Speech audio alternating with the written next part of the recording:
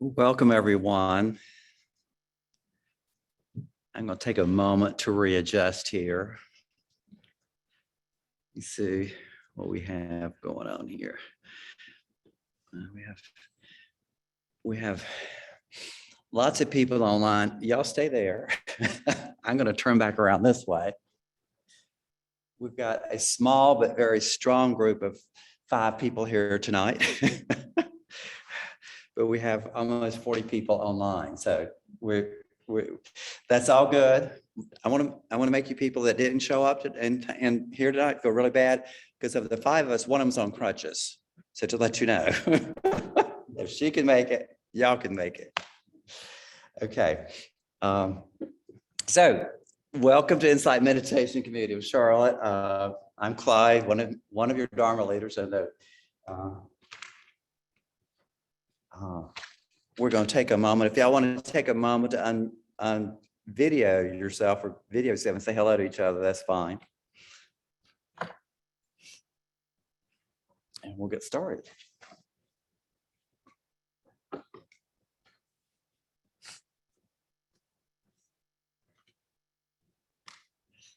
Okay. Let's see if I can do that. I'd rather talk this way. This works better for me. Tonight, I'm going to start with a quote from, this is from Don Juan, who was a Indian shaman. He explained to his disciple, Carlos Castaneda, "You talk to yourself too much. You're not unique in that. Every one of us does. We maintain our world with our inner dialogue. A man or woman of knowledge is aware that the world will change completely as soon as they stop talking to themselves." So wouldn't it be great if we could stop talking to ourselves?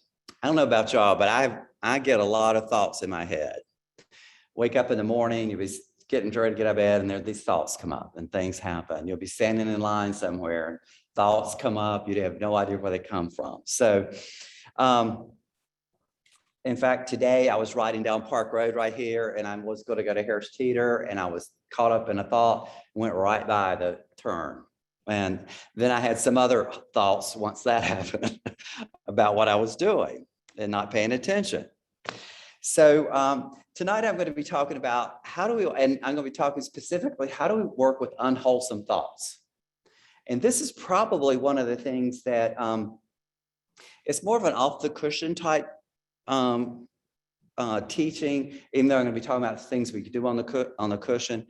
But it's probably one of the practices that I use most often. And all the stuff that we have, I use this one every day. I have to work with this every day because I have unwholesome thoughts every day.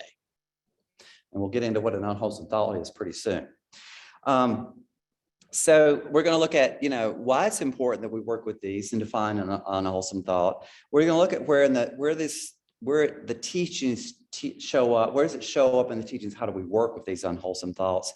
And then I'm going to spend a little bit of time kind of embellishing that a little bit. How do I work? Show you some ways that I work with unwholesome thoughts in my day-to-day life. So that's what we're going to be doing tonight. So what's an unwholesome thought? An unwholesome thought is one that is based on the 3 defilements or the 3 poisons. And that's greed, hatred, and delusion. I'll come back to those in a minute. So why is it important? Why, if this is an unwholesome thought that's based on this, it's important because of the law of karma, the law of cause and effect. I talked about this a couple of weeks ago. If our words, actions, and thoughts are based on greed, hatred, and delusion, they will result in suffering. If they are based on non-greed, non-hatred, and wisdom, they will result in non-suffering. This is the law of karma. This is within the first, it's called right understanding and the first step of the Noble Eightfold Path. And the Buddha taught suffering and the end of suffering. So this is one of the ways in which we can end our suffering. But let's look at this word unwholesome again and see what that means.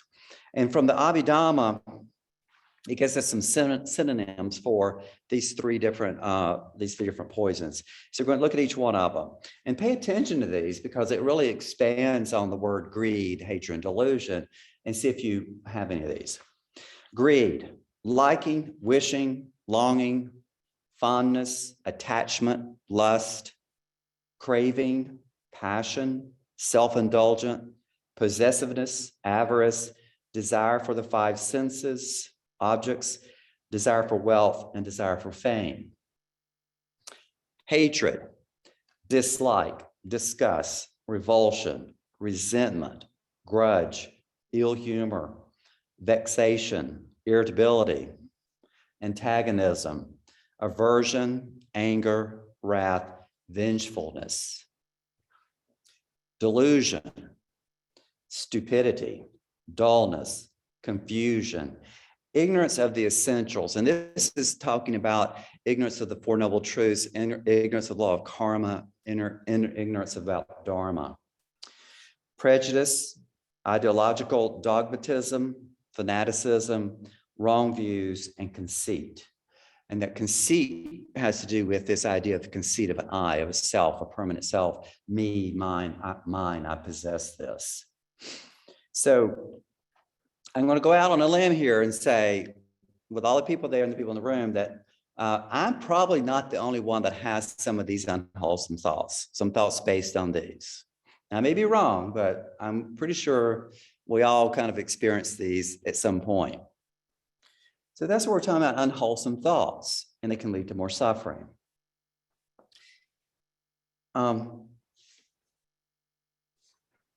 So where does this show up? Where does it teach us how to work with these things in the teachings?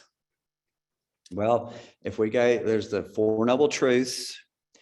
Then we go to one of them is the last one's the Eightfold Path. And the Eightfold Path, we go to right effort, is step 6. In right effort, it talks about the 4 great endeavors. There's to prevent the arising of unwholesome states of mind, to abandon unwholesome states of mind that have arisen, to arouse wholesome states of mind, and to nourish wholesome states of mind that have arisen. So it's simple. You want to prevent an unwholesome state of mind coming up. Once it comes up, you want to get rid of it, and you want to work to bring up wholesome states of minds. And once they get here, once you have a wholesome state of mind, you want to nourish it. And in the teachings, there are ways of doing the 4 endeavors. There's teachings on how to do each one of these. But tonight, I only want to focus on the second one, because I'm in the situation where I'm sitting there in bed, or I'm writing, or I'm doing something, and I find myself caught up in an unwholesome thought. So it's already arisen. So that's the one I want to look at tonight. And the teachings also they go on to teach us, they tell us that there are kind of 5 ways that he talked about getting rid of working with unwholesome thoughts. And the first one is to replace an unwholesome thought with a wholesome thought.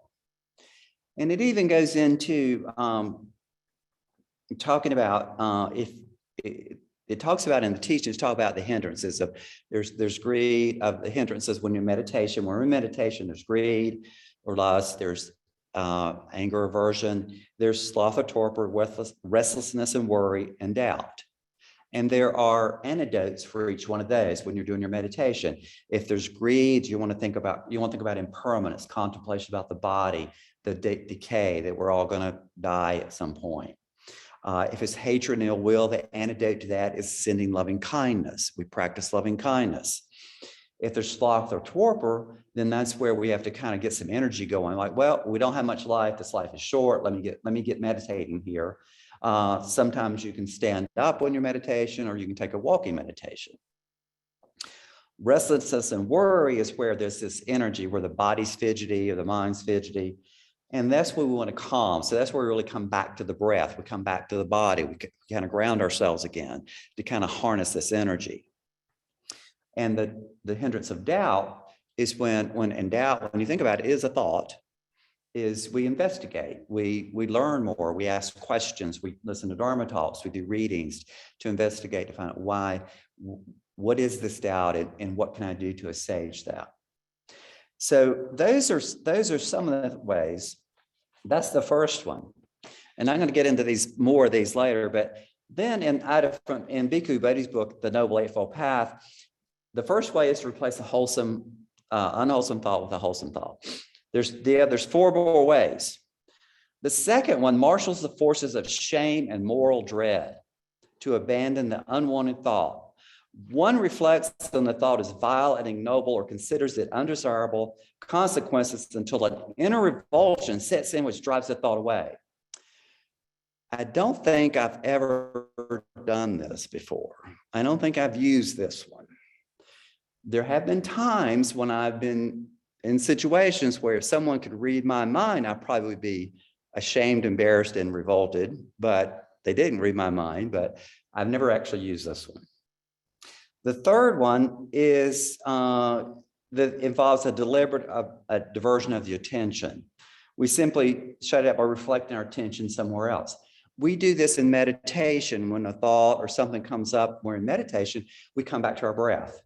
That's where we're directing that thought. We're directing our attention somewhere else. So the thought comes up, we direct our attention back to our breath.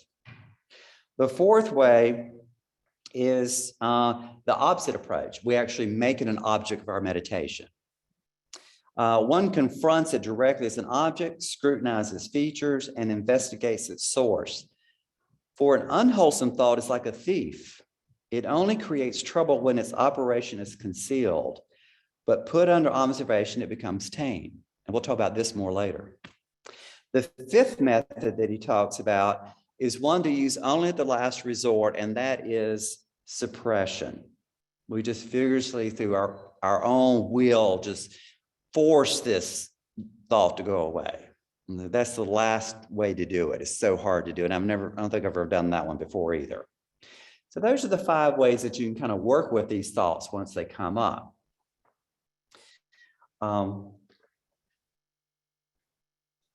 But I want to talk about some ways, and I want to go back and kind of talk about, this is really what I talk about tonight, ways I kind of use this in my practice, in my daily life.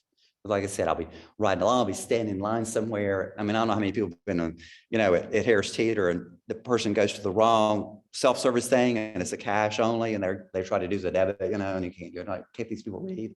You get impatient, there's a thought comes up, you go on, the mind goes on and on and on and on. So I'm going to go over some, I'm going to kind of not embellish, I'm going to add to what the teachings already have. The first thing I have to do is be mindful, because this is really off the cushion. I have to be mindful that I'm caught up in an unwholesome thought. When you're on the cushion, you kind of see it, because I was going to come back to the cushion. I may be ruminating over something. I can wake up in the morning, that thought will come up, and next thing I know, I'm thinking about something. I'm like, why am I keep thinking about this? That's what happened when I was writing down. I was ruminating on something I was writing down Park Road today, and missed my turn. Sometimes you can feel an emotion come up. I've been sitting there thinking sometimes, and all of a sudden get angry, just from a thought. An emotion can come up, a feeling, the body may contract, the body may do something. So you notice, say, okay, I'm caught up in this storytelling, this thought that I've going on. It's usually unwholesome. It's an unwholesome thought we're talking about here. It could be anger that's here, or I may be desiring, wanting something. It could be the whole thing of delusion, where I'm thinking, I've got this, or I own that, or I deserve this. So I want to be able to be mindful of it. The next thing I try to do, I kind of try to notice if there's suffering going on. And invariably, I do kind of find that. I find that I create a lot of the suffering through, when I'm thinking these unwholesome thoughts, I can become angry, I can be sad, loneliness can come up, guilt, resentment can come up, and that's suffering. And that comes up. So I've noticed, oh, wait a minute, this is here, just from this thought. It could be a fantasy. which sometimes implies a lack. I don't have this, I want this. Rumi says, look past your thoughts so you can discover the nectar of this moment. The next thing I do, and this is the thing I really do a lot of, I begin to look at the process of thinking versus the content of the thought. Jack Kornfield says, thoughts are often one-sided and untrue. Learn to be mindful of thought instead of being lost in it. So I'm looking at this process of thinking. I'll go like, where did this thought come from? I mean, I can wake up in the morning, I'll be, when I'm getting ready to get up, and all of a sudden I'm got this thought process going. I'm like, where did it come from? Did I choose to accept that? Did I choose to think that at that point in time? When I was going down the street today, did I choose to think about this particular person that was aggravating me and I missed my turn? No, these thoughts arise, they come up. Thoughts think themselves. And it's not bad. I'm not saying this is bad. These are unwholesome thoughts. They come up. We have to deal with them. It's not necessarily bad. We just don't want to get caught up in them, continue with them. And the rest of our practice, we're working on getting wholesome thoughts and establishing wholesome things. But I'm talking about once it does arise, what do we do with it? Thoughts are conditioned and impermanent, like everything else. It's like I said, they come up. Something could have happened. They're conditioned and they're permanent. Just like an itch you get when you're meditation, if it comes up, you can see it itching. It'll be there for a while and then it'll go away. You don't have to react to it. We want to do the same thing with thoughts. They're impermanent. They come up. I don't choose this unwholesome thought to arise sometimes, but it's there. And I don't want to hook into it. I don't want to keep on going. So what I'm trying to do is kind of stop this storyline going. Sometimes the next thing I do, and I know this sounds like a lot, but it's real quick. Let me tell you, when you're thinking, you can do it real quickly. I try to see if it's a theme. Oh, there's resentment again. There's anger again. That's an angry thought. That's a background for that. What you're looking for is that intention behind that greed, hatred, or delusion. What's behind that thought? And it usually is one of those, remember that long list of things I read out, it's going to be one of those. And sometimes there's a theme. And I know for me, it's self-righteous anger. Whoop, there it is again. And what I do is I try to look at it from the standpoint of, that is the resentment thinking. That is the anger thinking. That is the guilt thinking. That is the lust thinking. And it kind of separates me a little bit from that. So that's what's thinking here. Anger's thinking this right now. Well, there's anger. So it kind of separates me from that thought a little bit. So I'm not holding on to it. I'm not tied into it like that. It's like, oh, that's anger over here thinking this. Like I said, a lot of this is to help me stop the process, but I got to look at the process. Another thing I do is I will try to ground myself, just like in what the instructions, ground myself. I may come back if I'm standing in line at the grocery store, aggravated this person, I see impatience come up, I go to my feet. Where are my feet? My feet are solid. There's a sensation of pressure on my feet. I can come back to that, just like we come back to our breath in meditation, or I ground myself somewhere in my body that's kind of neutral and or you can do like a body scan. Sometimes in the morning, if I'm lying there and all of a sudden I find myself doing unwholesome thoughts, I'll do a body scan, lie in bed. This is all to help me kind of stop that proliferation of that unwholesome thought. And then this is kind of looking at the process of it, but sometimes then hopefully it's kind of stopped the process of the that particular thought, those unwholesome thoughts. But I can also apply some of the techniques that the teachings give us. Like I can send loving kindness, I can come to my breath, I can ground in my body, I can replace one thought with another thought. So those are the techniques you can do. That's when you get down into the content of your thought, is to try to find wholesome thoughts and not continue on with these unwholesome thoughts. Sometimes just doing something simply like generosity, a gratitude. You know, I'm thankful for what I've got can stop a thought. If I'm sitting there in this thought of I don't have this. I've had furnace problems this week. It's been cold. And then I just get caught. Oh, why does this happen to me? What this? And I go like, wait a minute. I'm very fortunate. I'm in a house. You know, I have the resources to call to get heat. You know, so we can if we're mindful of this, we can stop the unwholesome thoughts and replace them with wholesome thoughts. So those are some of the things that I do in addition to that I do that. So I'll look at this. So we're not here, even in meditation, when you come to meditation, we're not trying to stop thinking. We can't do that. It's a natural thought. We're human beings. That's what we do. What we're trying to do is to work with these unwholesome thoughts that arise because we're not enlightened. They're going to arise. We're in interaction with people. These things are going to come up. And we want to manage those so that we suffer less.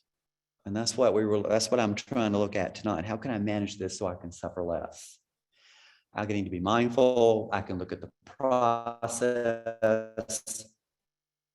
I can notice my suffering. I can apply some of the techniques that the teachings have given us to try to manage these unwholesome thoughts. And I hope that you can, experiment with some of these and try and see what works for you. So I'll leave you tonight with another quote by Rumi. This being human is a great house.